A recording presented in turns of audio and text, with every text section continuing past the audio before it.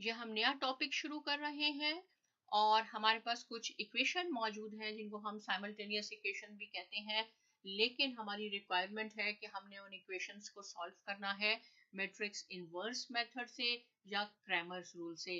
तो इस लेसन में मैं आपको मैट्रिक्स इनवर्स मेथड बताऊंगी और नेक्स्ट लेसन में हम डिस्कस करेंगे क्रैमर्स रूल। तो हम क्वेश्चन शुरू करते हैं। देखें क्वेश्चन क्या है, यूज मैट्रिसेस। क्योंकि अभी तक हम मैट्रिसेस और डिटरमिनेंट्स के ही चैप्टर को डिस्कस कर रहे हैं, तो ये साइमल्टेनियस इक्वेशन भी हम मैट्रिसेस और डिटरमिनेंट्स को ही यूज करते हुए एक्स और वाई की वैल्यू फाइंड आउट करेंगे। देखिए लिखा है यूज मैट्रिसेस इफ पॉसिबल। क्या मीनिंग है इफ पॉसिबल का? जब हम क्वेश्चन सॉल्व करेंगे तो मैं इसका मीनिंग भी आपको समझाऊंगी, क्योंकि पहले क्वेश्चन का कॉन्सेप्ट बिल्कुल क्लियर होना चाहिए। अगर वो आपको क्लियर हो गया तो क्वेश्चन सॉल्व करने में कोई प्रॉब्लम नहीं होती। To solve the following systems of linear equation by matrix inverse method. इस लेसन में मैं आपको मैट्रिक्स इनवर्स मेथड सिखा रही हूँ और नेक्स्ट में हम क्रैमर्स रूल डिस्कस करेंगे। राइट, मैट्रिक्स इनवर्स मेथड को का जो इस्तेमाल है उसमें आपने 3 स्टेप याद रखने हैं। बहुत आसान है। करना क्या है, हमने सिंपल हमने एक्स और वाई की वैल्यू फाइंड आउट करनी है। तो मैं यहाँ से हम क्वेश्चन को शुरू करते हैं। देखिए यहाँ मैं लिख देती हूँ सॉल्यूशन, और ऐसे ही आपने अपने एग्जाम में और कॉपीज में करना है ताकि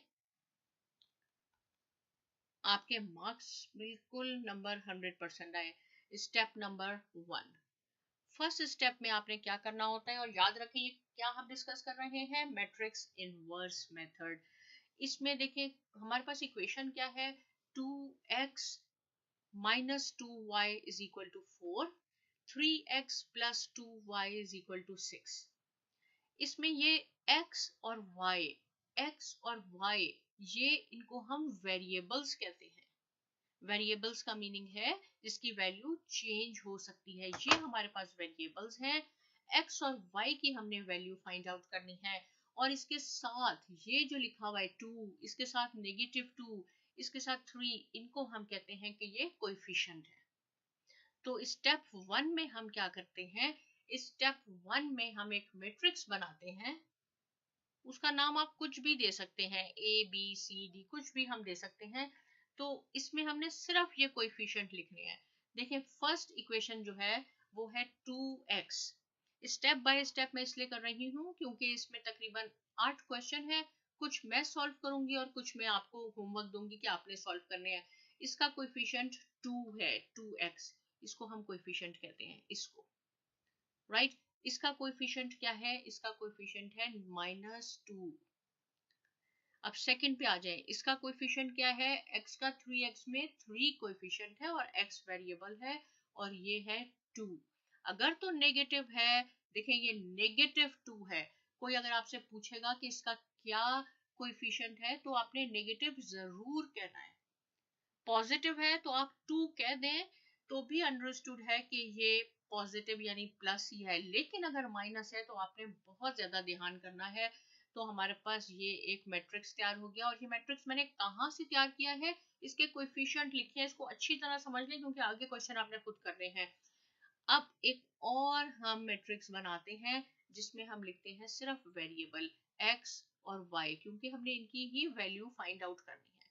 पहले में हमने क्या किया, इनके कोएफिशिएंट लिखे। दूसरे में हमने क्या किया, एक कॉलम की सूरत में पहले x लिखा फिर y लिखा, और हम उसको इक्वेट करते हैं इज इक्वल टू किसके है, इज इक्वल टू 4 और 6 जो दिया हुआ है वो उसके ही इक्वल है। ये हमने बना लिया। देखें कितना इजी हो गया। पहले कोएफिशिएंट का एक मैट्रिक्स बना लिया, वेरिएबल को एक में डाल दिया, और इक्वल टू साइन के बाद जो 4 और 6 लिखा था उसको हमने एज इट इज रखा। सेकंड नंबर पे क्या होता है, सेकंड नंबर पे है कि स्टेप सेकंड। अब आप यहाँ लिख सकते हैं कि ये स्टेप नंबर 2 है हमारे पास। ओके, ये हमने देखना है स्टेप नंबर 2 में कि ये जो मैट्रिक्स आया है इसको आप कुछ भी कह सकते हैं। सपोज मैं इसको कह दूं कि ये m है। राइट, आपकी बुक में भी इसे m से ही डिनोट किया है, इसलिए मैं लिख रही हूँ। आप इसको चेंज कर सकते हैं ताकि ये ना हो कि आपको कोई कंफ्यूजन हो जाए कि ये m कहाँ से लिखा है, तो इसलिए वो ही हम यूज करते हैं। ये हो गया मैट्रिक्स का नाम हमने ये दिया। अगर मैं आपसे कहूं कि आप ये चेक करें कि ये जो m इज इक्वल टू ये है, जो इसकी वैल्यूज हैं, इसका आप डिटर्मिनेंट निकालें और ये फाइंड आउट करें कि ये सिंगुलर है या नॉन सिंगुलर है, जो हम पहले भी डिस्कस कर चुके हैं। इसका डिटर्मिनेंट, ये जो मैट्रिक्स हमने तैयार किया है, अगर इसका आंसर, इसका डिटर्मिनेंट 0 होगा तो उसको हम कहेंगे ये सिंगुलर है, और अगर इसका कोई भी पॉजिटिव या नेगेटिव आंसर आता है तो हम कहेंगे ये नॉन सिंगुलर है। अगर इसका आंसर 0 आ जाता है तो हम इसको आगे सॉल्व नहीं कर सकते, इसलिए लिखा है यहाँ पे कि इफ पॉसिबल। तो हम करके देखते हैं क्या करना है। हमने इसका डिटर्मिनेंट लेना है, और डिटर्मिनेंट को हम कैसे शो करते हैं, स्ट्रेट लाइन से शो करते हैं, इज इक्वल टू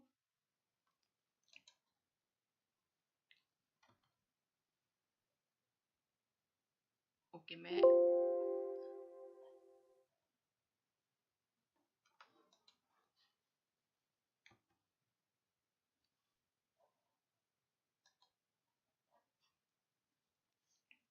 सॉरी यहाँ मैं लिखती हूँ उसको, ठीक है, is equal to determinant of m, और हमने कैसे करना है इसको, जो भी इसमें लिखा है आप इसको ऐसे करके लिखते हैं। और डिटर्मिनेंट कैसे निकालते हैं हम, पहले हमने इन दोनों को मल्टीप्लाई करना है, 2 टाइम्स 4, ये हो जाएगा 4, फिर बीच में आएगा नेगेटिव साइन, और हमने इन दोनों को करना है। तो देखिए यहाँ पे भी एक नेगेटिव साइन है, और आपने बहुत ज्यादा ध्यान करना है जहां पे आपके पास आ जाता है नेगेटिव साइन। ये क्या हम निकाल रहे हैं, डिटर्मिनेंट ऑफ m निकाल रहे हैं। तो क्या हो जाएगा, 4 माइनस माइनस प्लस 6, और ये हो जाएगा is equal to 10, right, which is not equal to 0, और ये है नॉट इक्वल टू 0। अगर ये 0 होगा हम आगे क्वेश्चन नहीं सॉल्व करेंगे। इफ पॉसिबल, तो इट मींस कि ये पॉसिबल है, ये नॉन सिंगुलर है। ये स्टेप 2 हो गया। स्टेप 2 में आपने डिटर्मिनेंट निकालना है। अब हम मूव ऑन करते हैं स्टेप नंबर 3 में, और आपने अपनी, जब आप अपने इसको कॉपी पे लिखेंगे, सॉल्व करेंगे अपनी नोटबुक पे, तो आपने एक सीक्वेंस में सीधे लिखना है, राइट, ऐसे ऐसे नहीं लिखना। मैं आपको इसलिए बताती हूँ ताकि एक स्क्रीन पे सब कुछ आ जाए। स्टेप नंबर 3 में हमने क्या करना होता है, ये जो है x और y, इसको हमने लिखना है, क्योंकि हमने इसकी ही वैल्यू निकालनी है। इसको हमने लेफ्ट साइड पे लिखे, राइट। राइट साइड पे क्या हो जाएगा, ये बहुत इंपॉर्टेंट पॉइंट है, मल्टीप्लीकेटिव इनवर्स ऑफ m और 4 and 6। ये कहाँ से आया, ये कहाँ से आया आपके पास, देखिए ये बहुत इंपॉर्टेंट पॉइंट है। मैं यहाँ पे आपको सिखाती हूँ, फिर मैं इसको इरेज कर दूंगी, ठीक है। अगर मैं आपसे कहूँ, अगर suppose a b equal to x, right, मैं कहूँ मुझे सिर्फ b की वैल्यू चाहिए कि b किसके इक्वल होगा। यहाँ पे मैंने कोई नंबर नहीं लिखा, a b लेटर को शो किया है। मैं कह रही हूँ मुझे सिर्फ b की वैल्यू चाहिए, लेफ्ट हैंड साइड पे सिर्फ b चाहिए। तो आप कैसे सॉल्व करते हैं, बहुत सिंपल तरीका ये होता है कि b के साथ जो भी है, देखिए ये मल्टीप्लाई हो रहा है, a मल्टीप्लाई हो रहा है, तो आप इसको a से ही यहाँ डिवाइड कर देंगे। जो लेफ्ट साइड पे करते हैं वही हम राइट साइड पे करेंगे। यहाँ पे भी हमने डिवाइड किया, ये दोनों कैंसिल आउट हो गए, b आपके पास आ गया is equal to x over a। ये आ गया। ये मैंने बिल्कुल आपको बच्चों वाला तरीका बताया, आप डायरेक्ट भी इसको यहाँ डिवाइड कर सकते हैं। अब देखिए ये डिनोमिनेटर में है a, राइट, न्यूमिनेटर में x है और ये डिनोमिनेटर में है। अगर मैं कहूँ कि a को भी आप न्यूमिनेटर में ले जाएं, तो आप कैसे लिखेंगे, ये a की यहाँ पावर +1 है नीचे, जब ये ऊपर जाएगा तो ये -1 हो जाएगा और x हो जाएगा। तो ये इसलिए यहाँ पे m -1 हुआ है। देखिए यहाँ से देखिए, ये m मैट्रिक्स था हमारे पास, ये मैंने इस कहा था कि ये m है, m था, फिर x y था, उसके बाद इज इक्वल टू 4 और 6 है। तो x और y तो मैंने लेफ्ट हैंड साइड पे एज इट इज रहने दिया, मैं कह रही थी यहाँ मुझे सिर्फ x और y चाहिए, तो x और y एज इट इज रहा यहाँ पे। इक्वल टू क्या हो गया कि ये, इसको मैंने कहा था कि ये m है, m मैं दूसरी साइड पे ले गई हूँ, और ये तो मैंने आपको सॉल्व करके दिखाया। अगर मैं आपको ऐसे कर लूँ, सपोज इसका नाम मैं m रख लेती हूँ ताकि आपको और समझ में आ जाए, इज इक्वल टू x। मुझे ये m चाहिए, m को मैंने यहाँ मूव करना है और b की वैल्यू चाहिए, तो हम क्या लिखेंगे, b इज इक्वल टू, यहाँ मैं डायरेक्ट इसको लेके जा रही हूँ, मैं इसको यहाँ से डिवाइड नहीं कर रही क्योंकि ये भी तरीका है। तो x तो एज इट इज रहा और ये यहाँ जाके डिवाइड होगा, x ऐसे हो जाएगा, राइट, ऐसे हो जाएगा। और मैं कहूँ कि आप इसको न्यूमरेटर में लेके आए तो इसकी पावर नेगेटिव हो जाएगी m, राइट। मुझे उम्मीद है कि आपको ये बात समझ में आ गई होगी क्योंकि ये बहुत इंपॉर्टेंट पॉइंट है। इसको हम इरेज करते हैं यहाँ से। पहला क्वेश्चन है, मैं इसको आपको डिटेल में समझा रही हूँ, नेक्स्ट क्वेश्चन हम जल्दी जल्दी सॉल्व करेंगे। तो हमारे पास आ गया x और y, हम कर क्या रहे हैं, हमारे x और y की वैल्यू फाइंड आउट कर रहे हैं, is equal to multiplicative inverse of m और 4 और 6। अब आप देखें जो हमने कि किसी चीज का भी हमने मल्टीप्लिकेटिव इनवर्स लेना है तो वो किसके इक्वल होता है, वो इक्वल होता है adjacent of m divided by determinant of m, ये इसके इक्वल हो जाएगा। 4 और 6 एज इट इज रहेगा, ये इनवर्स, ये हमने लास्ट लेक्चर में अच्छी तरह डिस्कस किया है। अगर आपको मल्टीप्लिकेटिव इनवर्स नहीं लेना आता तो प्लीज आप पहले वाले लेक्चर मेरे देख लें, लेसन नंबर 18, 17, 16, बहुत ज्यादा क्लियर हो जाएगा आपको। ये जो m इनवर्स है ये किसके इक्वल होता है, adjacent of m divided by determinant of m। तो देखें ये डिटरमिनेंट ऑफ m तो हमने सेकेंड स्टेप में कैलकुलेट किया था, ये 10 हमारे पास है, लेकिन ये एडजेसेंट ऑफ m क्या होगा, इसको मैं और करके ऐसे भी लिख सकती हूँ, 1 ओवर m और एडजेसेंट ऑफ m यहाँ लिख लेती हूँ, दोनों बिल्कुल सेम चीजें हैं, ऐसे हो गया। अब क्या है, 1 ओवर m की जगह तो हम लिख लेंगे 1 ओवर 10, ये हमने निकाला था, यहाँ पे डिटरमिनेंट इसका निकाल लिया था, 10 आ गया। एडजेसेंट ऑफ m निकालने का क्या है, एडजेसेंट ऑफ m कैसे होता है, देखें m हमारे पास क्या है, ये मैट्रिक्स है, इन दोनों की पोजीशन चेंज करनी है, जो भी इस डायगोनल में लिखा है इसको यहाँ ले जाए, इसको यहाँ ले जाए, ये तो है ही 2 2, तो इसकी आप जगह भी चेंज करेंगे तो ये 2 2 ही रहेगा, लेकिन इन दोनों की जगह चेंज नहीं करनी, इन दोनों के साइन चेंज करने हैं, ये +2 हो जाएगा और ये जो है नीचे वाला ये क्या हो जाएगा, -3 हो जाएगा, और ये 4 और 6 एज इट इज रहा। अब हम इन दोनों को मल्टीप्लाई करते हैं, फिलहाल आपने 1 ओवर 10 को कुछ नहीं करना, इसलिए मैंने इसको थोड़ा साइड पे किया था।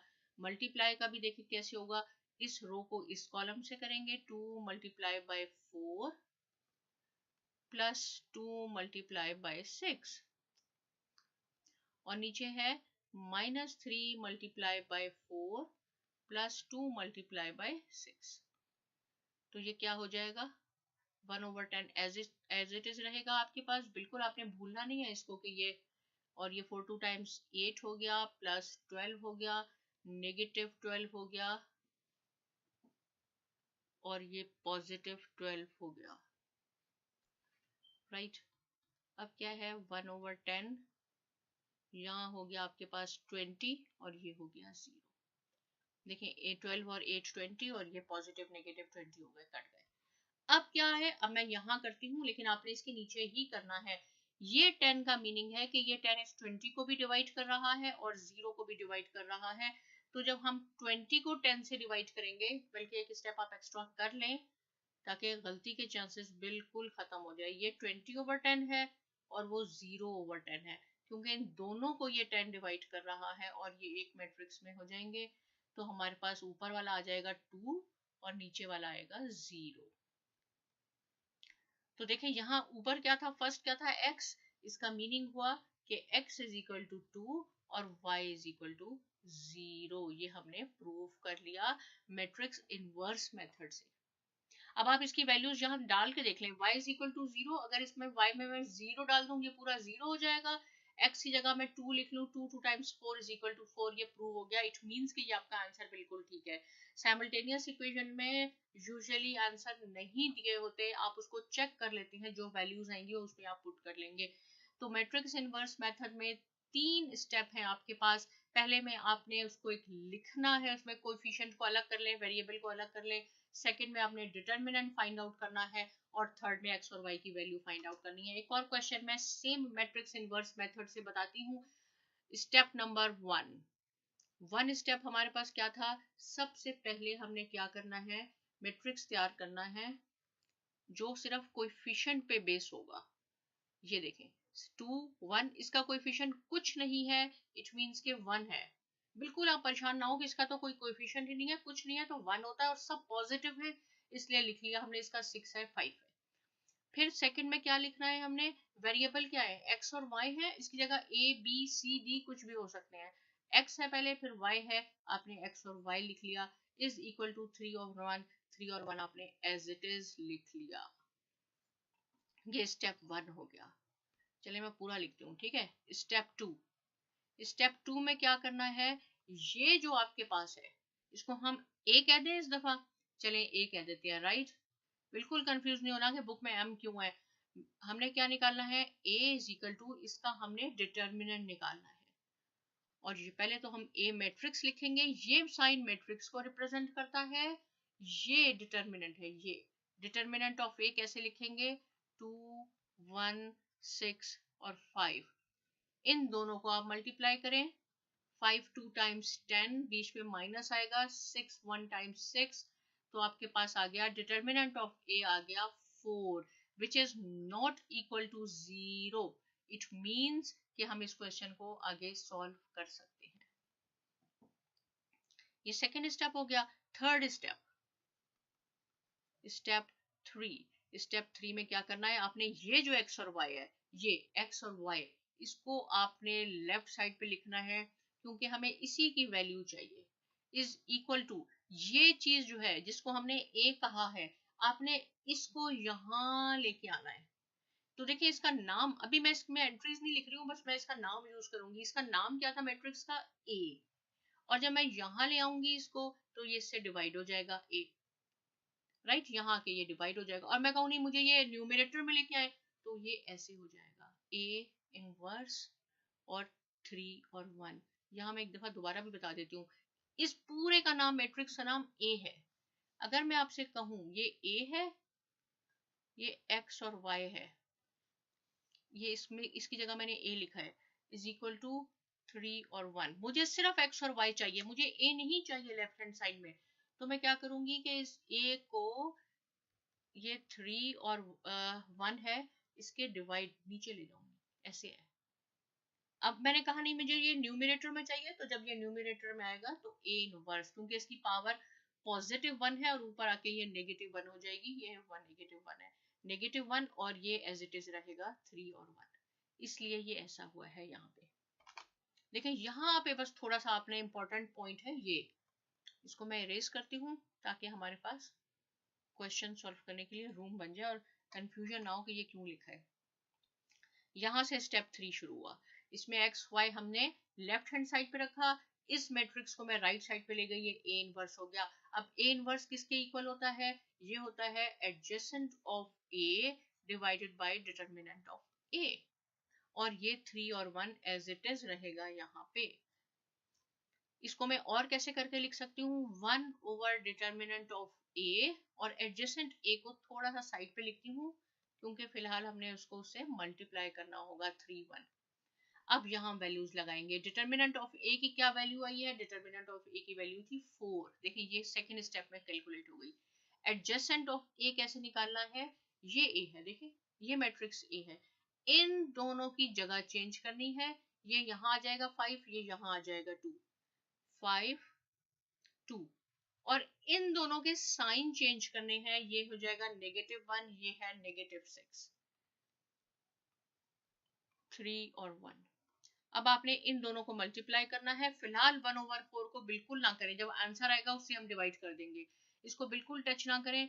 इन दोनों को मल्टीप्लाई कर दें, इस रो को इस कॉलम के साथ, फिर इस रो को इस कॉलम के साथ। 5 मल्टीप्लाई बाय 3, बीच में आएगा साइन पॉजिटिव का, -1 मल्टीप्लाई बाय 1, -6 मल्टीप्लाई बाय 3, और +2 multiply by 1। 1/4 as it is रहा, ये हो जाएगा 15 -1 -18 प्लस 2, तो ये क्या हो जाएगा 14, 15 माइनस 1 14, राइट, यहाँ लिखते हैं। देखिए 1/4 अभी अभी है उसके साथ, बिल्कुल आपने उसको इग्नोर नहीं करना। ये हो जाएगा 14 और नीचे है -16। अब आपने 1/4 है, 1/4 का मीनिंग है ये 4 इसको भी डिवाइड करेगा, ये इसको भी डिवाइड करेगा, तो कैसे हो जाएगा 14/4 और ये है -16/4। ये आप इसको ऐसे लिख सकते हैं। अब आप इसको सिंप्लीफाई कर लें तो ये हो जाएगा 2 7 टाइम, 2 2 टाइम, ये 7/2 और ये हो जाएगा 4 1 टाइम और 4 4 टाइम -16। ये आ गया। ये क्या आ रहा था x और y, x और y ये ऐसे यहाँ से ऐसे देखिए, इसको ना भूलें।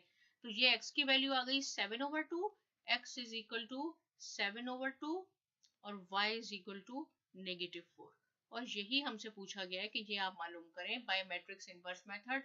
आप इन दोनों इक्वेशन में से किसी में भी y की वैल्यू -4 लिखें और x की वैल्यू 7/2 लिखें, ये 3 के इक्वल आएगी। इसमें लिखेंगे तो ये 1 के इक्वल आएगा और ये प्रूव हो गया। एक क्वेश्चन मैं आपको और सॉल्व करके बताऊंगी, राइट। इसके बाद 5 क्वेश्चंस और हैं, वो आपने सॉल्व करने हैं खुद। आपने एक दफा प्रैक्टिस करनी है, नहीं हुआ दोबारा इस वीडियो को सुने, बिल्कुल उसी पैटर्न पे करेंगे, आपका आंसर जरूर आएगा। अगर फिर भी नहीं आया तो आप मुझसे पूछ सकते हैं और मैं आपको सॉल्व करके दूंगी, लेकिन मैं आपको इन्वॉल्व करना चाहती हूँ ताकि आप ज्यादा से ज्यादा सीख सकें। एक्स और वाई की वैल्यू फाइंड आउट करनी है। स्टेप नंबर 1 में क्या है, एक मैट्रिक्स तैयार करना है जिसमें हम सिर्फ कोएफिशिएंट लिखेंगे। इसका कोएफिशिएंट 2 है। देखिए यहाँ बहुत ध्यान करना है, ये -y है तो इसका कोएफिशिएंट क्या है 1 है, लेकिन आपने -1 पूरा लिखना है। ये एक मैट्रिक्स हो गया। दूसरे में वेरिएबल देखें क्या क्वेश्चन में यूज हो रहे हैं। हमारे नॉर्मली इन क्वेश्चंस में x और y ही हैं, लेकिन अगर यहाँ a और b हो जाए या s और t हो जाए, बिल्कुल नहीं घबराना कि अब कैसे क्या होगा, यहाँ आप वही लिखने लेटर इक्वल टू 8 और -1। ये हमारा फर्स्ट स्टेप हो गया। सेकेंड स्टेप में हमने क्या करना होता है, सेकेंड स्टेप में जो हमने ये तैयार किया है अपना कोएफिशिएंट से एक मैट्रिक्स तैयार किया है, इसका हम डिटरमिनेंट लेंगे।